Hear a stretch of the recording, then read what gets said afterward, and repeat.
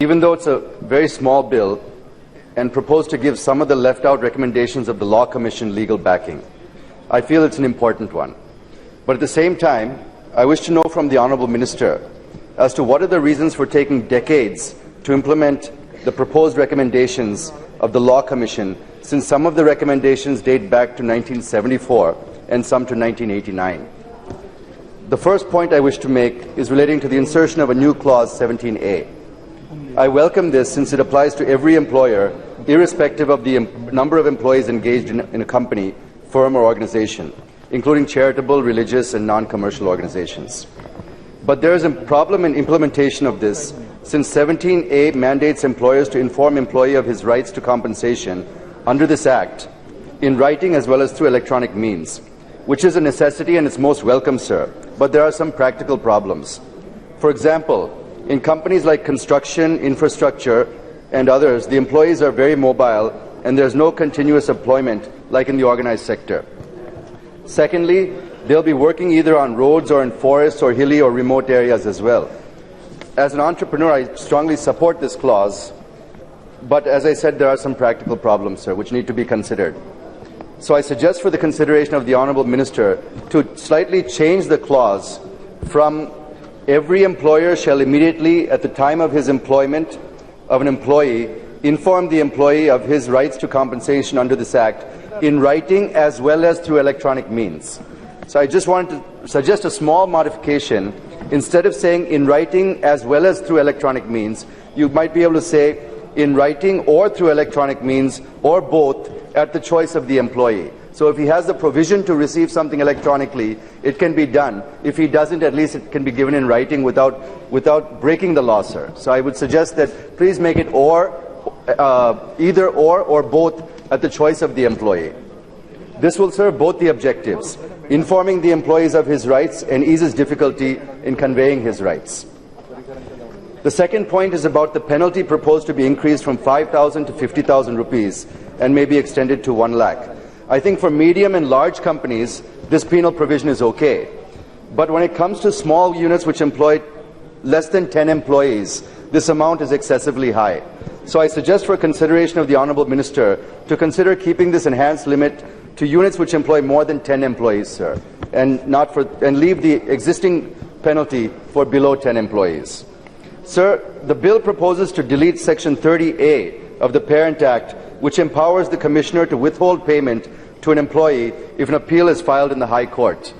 There is a slight problem, sir. Let me explain the practical problem by giving example of AP and Telangana. Sir, cases under this Act are dealt with by officials of the Labour Department who do not have much legal knowledge and do not have updated judicial process. Whenever these officers pass any orders, employees have to deposit the entire amount and file an appeal as per Section 30 of the Act, even though the said order is legally and factually incorrect.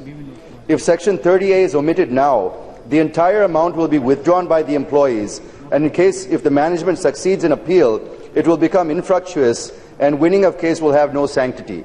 Hence, this section may be continued without any change is my suggestion, sir. Please look into that, sir.